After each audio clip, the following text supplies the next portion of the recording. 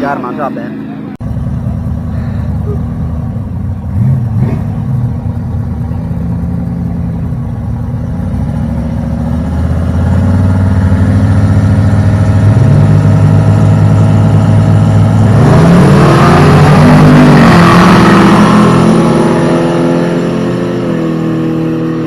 Wagon pulled in.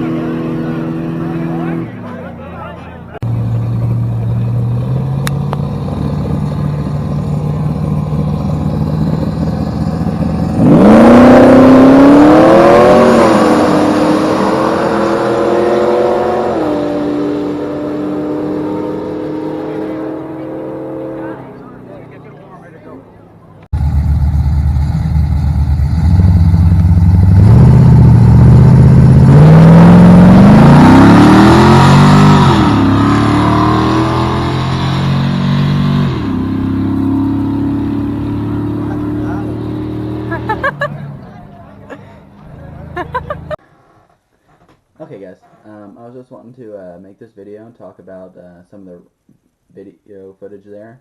The Vista Cruiser, the green station wagon, at that time we had changed the gears in it, we'd done a couple, and we were running it out there, and while running it, I think we ran it about 5 or 6 times, and we only won one race the entire time we were out there. A lot of that was my fault, not so much of the vehicle's fault. At the time, the gear shifter that we had in it, whenever you would shift from first into second, if you accidentally pushed it up into third, it would go straight from first to third. And every race that I was in with the car, I did that except for the one that I won. Before that, every race was, neck and neck, side by side, until I accidentally hit third.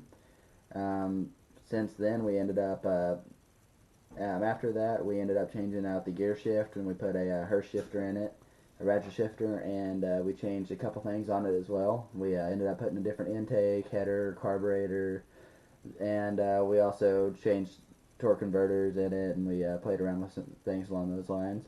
We ended up playing around with that setup a bit and tuning it, getting it running good.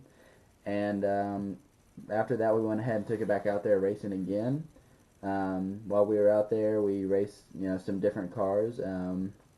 We ended up racing one car the fastest car that we ran that had a for sure time at a quarter mile.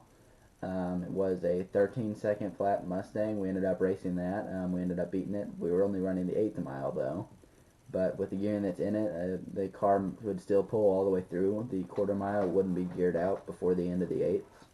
So, we're pretty excited to see what the Vista Cruiser would run out there. Also, while we were out there, we ran it the entire day. We ran about 10 different times. We found out that it was kind of hard to start, and it would kind of flood pretty easily, and we were kind of just thinking it was the new carburetor we put on it. And we went ahead and brought it to the house and were messing around with it, and we found that on one of the cylinders, it was low on compression. You could actually pull the spark plug out while it was running and cover the spark plug hole with your thumb, and it wouldn't blow your thumb off the spark plug hole. It was that low on compression. So, it does have issues, and we ran it out there the entire day like that, and Also, one of the things we noticed was it wouldn't want to turn up RPMs. About 48, 4900, it would just kind of start plateauing off and kind of sputter a little bit.